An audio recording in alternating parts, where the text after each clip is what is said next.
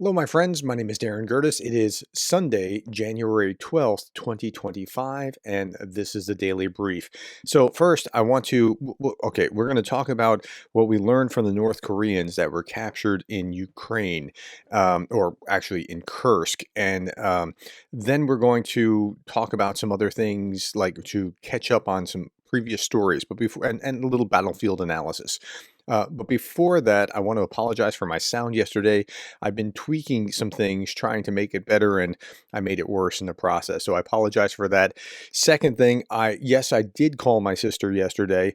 When I called her, it was her birthday. When I called her, she said, "Hey, somebody that also watches told me that they're going to check to find out." And okay, yes, I did call my sister and wish her a happy birthday. So, okay, let's get on with the news. 1,750 Russians off the battlefield yesterday. Now, let's look first before we go and do anything else. 1,750, that's now the 13th highest day. And if you look at months, October 1354, November 1515, December 1566 average, 1586 average now in January. I thought it was going to decline, but apparently I'm wrong. Okay, 1750 day over day, 5 tanks, 18 armored fighting vehicles, 22 artillery systems, 64 vehicles and fuel tanks. We don't have Andrew Perpetua's list. He's still catching up some things from November.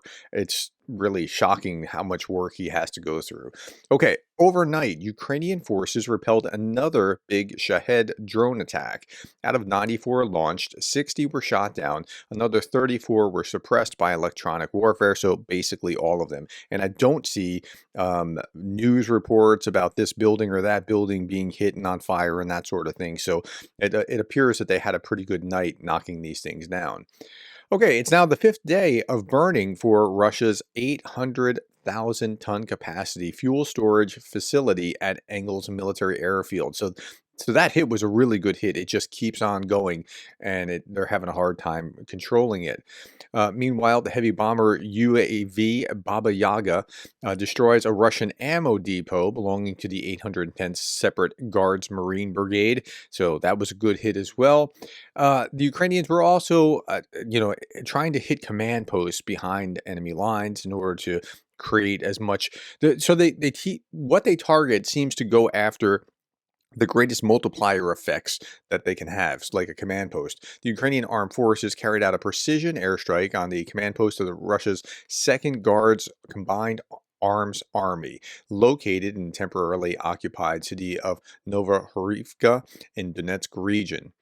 This operation is part of a series of targeted strikes against the command post of occupying forces in the Donetsk direction, the General Staff reported. This is at least the 4th successful strike on a command post this year, and they showed the other dates here. And this dancing guy is not the same dancing guy or one of the dancing guys that I showed at the end of the video there, but he seems pretty happy about it. All right. Now, let's turn our attention to North Koreans and what's going on there. This is a United 24 video, and just briefly explaining. Ukrainian forces have captured 2 North Korean soldiers in the Kursk region. The prisoners were given medical assistance in accordance with the Geneva Convention and transported to Kiev for investigation. One soldier was born in 2005 and has served in the North Korean Army since 2021 as a rifleman. The second soldier, born in 1999, has served as a sniper reconnaissance specialist since 2016. Both prisoners claimed they were sent to training, not to fight in Ukraine. Wait, what did it say? 2016. Both prisoners claimed they were sent to training, not to fight in Ukraine. Okay, we're going to come back to that last concept of both prisoners said they were sent to training, not to fight. Okay, captured POWs have proven challenging, or capturing these POWs has proven challenging, as North Koreans and Russians alike are apparently instructed to kill wounded North Korean soldiers to prevent them from falling into Ukrainian hands. Yet recently, Ukrainians have successfully captured 2 North Koreans alive. Both individuals carried Russian military service cards alleging that they were born in the Tuva Republic, a region included in the Russian Federation. Russian non-regime media also report that Russian authorities transferred identities of actual Tuvans to drafted North Korean soldiers. How about that? That's pretty wild. Why would you go through the effort of masking this? As if the world doesn't actually know what's going on. Now, the choice of Tuva is understandable. Native Tuvans bear a physical resemblance to North Koreans. In fact, Sergei Shoigu himself is of Tuvan origin. So you can see that. But why hide it? We all know that that's what's going on. So why attempt to try to fool the world when the world actually knows? Okay, captured North Korean soldier reveals significant DPRK losses in Russia. South Korean intelligence confirms. Yeah, so it looks like something like about a third of the North Koreans have been killed or wounded at this point. Ukrainian soldiers absorbed waves of North Korean infantry and Russian armored attacks while using drone-dropped mines and precise artillery to turn the fields into a killing zone. So that's part of the problem. Send them forward into the thick of this, and very few were going to be able to survive. Here's the Euromaidan Press talking about this same what they found about from these North Korean soldiers. A captured North Korean soldier has revealed he believed he was traveling to Russia for training exercises rather than combat deployment in Ukraine. Right? How about that? North Korea reportedly began deploying troops to Russia's Kursk Oblast in late 2024 with an estimated 11,000 personnel involved. It's somewhere between 10,000 and 12,000. We see different reports. We see the high as 12,000 and the low as 10,000. During interrogation in Kyiv, the soldier, born in 2005, told the SBU investigators that he arrived in Russia in autumn in 2024, expecting only to participate in military exercises. South Korea's National Intelligence Services confirm he testified to learning about his actual war deployment only after arriving in Russia. The prisoners do not speak Ukrainian, English, or Russian, so communication with them is carried out through Korean translators cooperating with the South Korean intelligence, SBU noted. The younger soldier was found carrying a Russian military ID, which the SBU says was issued to him in Russia during the autumn of 2024. The Russian news Telegram channel identified the document belonging to a real Russian citizen from Tuva Republic.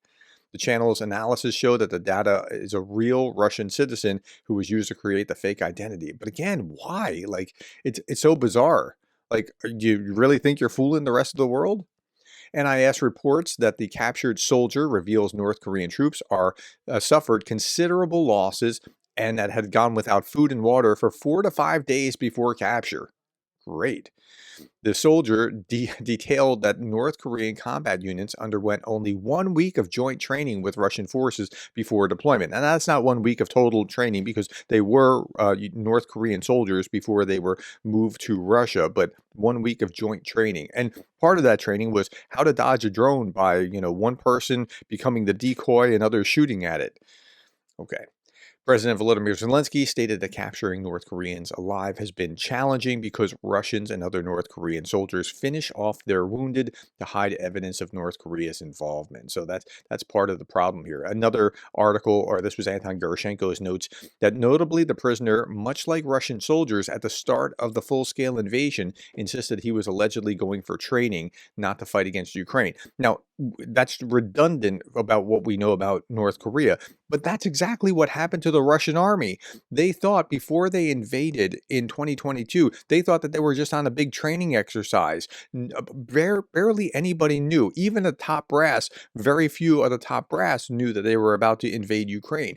Putin kept that very close to his chest, and only a few of the closest generals knew what was going on just before the invasion.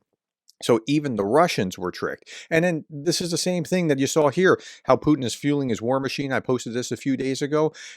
These are folks from Ghana who were sent to Russia to work in security or agriculture, and then they were actually pulled into the Russian army. So they were lied to as well. Okay, this is how they do it. Let's look at the Frontline analysis briefly.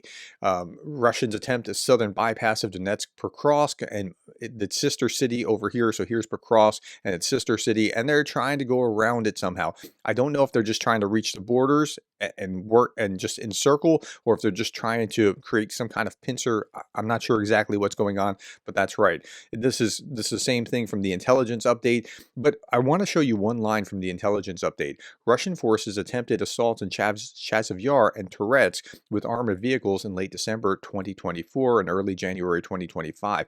But before that, they're trying to target these cities of Kramatorsk and Konstantinivka since early 2024. They've been at this for a year. Like, and this is how far they've gotten. So the Russians are not doing all that well on the battlefield, taking like actually achieving their objectives. Yes, you can say, well, look, they're grinding the Ukrainians down, but think about how little they've gotten over the course of that time. Now, we also see things like this. This is in Sputnik, which is Russian media, like state-run Russian media. And Russia has just secured Donbass lithium mine EU wanted to colonize. Wait a minute.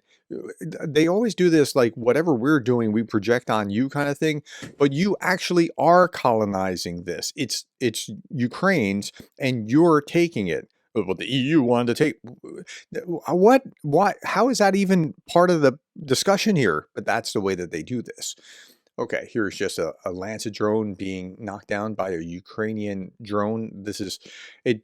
It just never gets old, and I don't show these multiple times. This just happened. This is United 24 as of yesterday.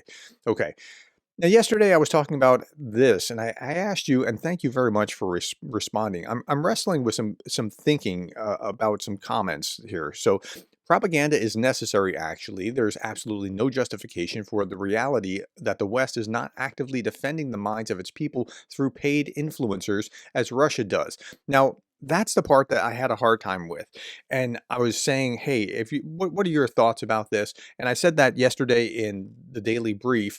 That's this video here, and then a number of you responded, and these are two samples of the kinds of answers that you got that I think are spot on.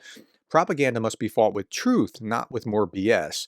Thanks for the work you're doing with Ukraine victory, Slava Ukraine. Right, that's right. Truth, not to sow more discord, but to actually use truth. I understand the point about propaganda, and I'm okay with presenting information in a positive way, but it must still be factual and true. And so I think that's the difference in with the Western mindset as opposed to what Russia is doing, trying to sow lies. And I think that's really what we need to get to. And I'm not sure that. So let me go to this. NAFO, for example, is confounding Russian propaganda. Like that's one of their primary functions. Beyond the fundraisers, they find this propaganda and they mock it or unearth the truth about it and show people what's actually happening. So they're doing that function. But I wonder if NAFO would actually be worse if it was government sponsored. I think because they're not government sponsored, there's a certain like, and a number of you were saying things along the lines of like, well, this is why free speech is important. You have to have the free speech so that people can get to this. And maybe as far as the government should go might be to help provide greater platforms or something, but to governmentally sponsor these influencers, I think might be a bad thing. So thank you for helping me work through that concept. And then yesterday I was also talking about this. This was a second video where I just said, scared or nuts. The British are the Brits should be banned from Russian cemeteries, British intel, because, they're hiding things in cemetery stones. Somebody then sent me this. Yeah, this is based on a real story. A former UK government official had admitted Britain was caught spying when Russia exposed its use of a fake rock in Moscow to hide electronic equipment. Okay, yeah, but this is the BBC News article, and it's in January of 2012. So that still brings me to, why are they talking about this now as if it's like something recent that just came up? Like, why is this even the big story? That's what I'm trying to understand. Like, are you trying to scare the population by saying that this sounds like some kind of Cold War or something? And no doubt it still happens one way or another, but are they just are they really scared of this kind of thing? Are they trying to scare their population, or are they just like cynical? I can't quite tell. But good find, viewer that found this and sent this to me. Who was this? This was on Blue Sky. KAO099. Thank you for that as well. Okay, last thing I want to leave you with is this image or this video. It's Ukrainian Army aviation behind helicopter gunship skimming feet above the ground on a strike mission. So they're going right along the road, so it's not detected by radar. And this is a very dangerous thing to do. You would think that so a plane or a helicopter is much safer higher in the air than lower in the air, where it could get entangled with something or crash. So anyway, that's all that I have for you today, my friends. Thank you for your time. Thank you for the likes and the shares and the subscribes. And thank you for being the kind of person that cares about Ukraine.